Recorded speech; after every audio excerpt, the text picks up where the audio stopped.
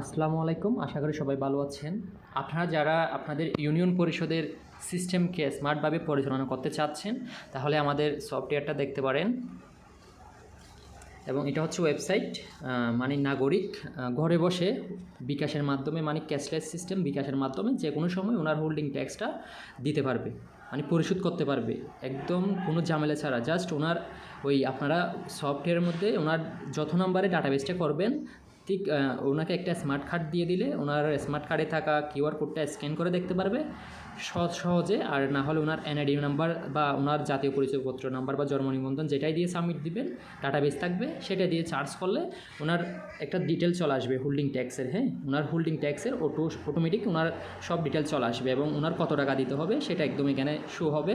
মনে করেন সাপোজ সেটা আমি আপনাদের দেখানোর জন্য এমনি অ্যাড করছি 20 টাকাটা সিম্পলের মধ্যে, যেমন ওনার নাম, ওনার হোল্ডিং নাম্বার এবং আনুষঙ্গিক অনেক ডিটেল, প্লাস ওনার বাৎসরিক কর, প্লাস এখানে ক্রমিক নম্বরে দেখাবে অর্থ বছর জমা টাকা, রসিদ নাম্বার, যে কোনো সময় রসিদটা প্রিন্ট করে নিতে পারবে এবং কীভাবে পেমেন্টটা করবে এবং পেমেন্টে যে টাকাটা পেমেন্ট করবে সেটা ইউনিয়ন পরিষদের যে মার্চেন্ট করেন বিকাশ বা নগদের সেই অ্যাকাউন্টে জমবে, অটোমেটিক স্বয়ংক্রিয়ভাবে চলে যাবে এবং সেটা আপনারা ওই অ্যাকাউন্ট থেকে আপনারা ব্যাংকের মধ্যে ট্রান্সফার করে করতে পারবেন। হ্যাঁ, এবং দেখাবো কীভাবে মানে আপনারা ওই একজন নাগরিক ঘরে বসে কীভাবে পেমেন্টটা করবে, মানে ওনার করটা পরিশোধ করবে। তাহলে আমরা ওনার ওই স্মার্ট কার্ড স্ক্যান করলে স্মার্ট কার্ডের মধ্যে যে কিউআর কোডটা থাকবে ওটা স্ক্যান করে একদম এই পেজে নিয়ে আসবে, বা এমনি ম্যানুয়ালি ওনার আইডি নাম্বারটা মারলে এখানে এই পেজটা নিয়ে আসবে, ওনার ডিটেলে নিয়ে আসবে এবং এখানে যে বিকাশের মাধ্যমে পরিশোধ করুন আছে বা এই বাটনে ক্লিক করার সাথে সাথে ওনার বিকাশের পেজে নিয়ে যাবে। হ্যাঁ, পেমেন্ট পেজে নিয়ে যাবে। জাস্ট ওনার যে কোনো একটা ওনার বিকাশ পার্সোনাল অ্যাকাউন্ট থাকলে বা যে কোনো নাম্বারটা দিয়ে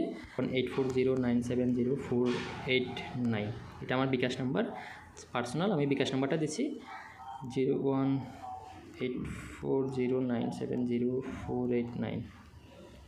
হ্যাঁ, এখন আমার নাম্বারে একটা ওটিপি যাবে, ওটিপিটা দেখবো 00। ওকে, কনফার্মে ক্লিক করার সাথে সাথে পিন নাম্বারটা চাচ্ছে, জাস্ট পিন নাম্বারটা দিয়ে কনফার্ম করলে অটোমেটিক সাবমিট হয়ে যাবে। হ্যাঁ, আমার এখানে সাকসেসফুল পেজে নিয়ে গেছে, এই 3 সেকেন্ড 2 সেকেন্ড 1 সেকেন্ড। হ্যাঁ, এখন সরাসরি আমার পেমেন্ট পেজে নিয়ে যাবে। বাস, এখন এখানে দেখেন আমার কর আদায়, মানে আমি পরিশোধ করে ফেলছি, বিকাশ থেকে চলে আসছে নোটিফিকেশন এবং দেখেন এই আপনার সর্বশেষ কর প্রদানের তারিখ এবং এখন বর্তমানে আমার কর 0। হয়, আমার বর্তমানে কর 0 এবং এই যে এখানে আসার সাথে সাথে দেখেন ক্রমিক নম্বর 1 একবার এবং কত তারিখে করছি, কত অর্থ বছরে করছি, টোটাল কত অর্থ বছরের জন্য কর পরিশোধ করছে এবং জমা কত টাকা দিচ্ছি এবং আমার রসিদটা আমি যে কোনো সময় ঘরে বসে যে কোনো সময় আমি রিসিপ্টটা প্রিন্ট করে যেখানে কাজে লাগে অফিসিয়ালি ওইখানে ইউজ করতে পারবো, মানে ওইখানে প্রিন্ট করে বাস জমা দিতে পারবো। বুঝছেন, একদম যে কোনো সময় কোনো ঝামেলা না, একদম সহজে আপনাদের পরিশোধের করটা হোল্ডিং এই ট্যাক্সটা আদায় করতে পারবেন গ্রাহক থেকে।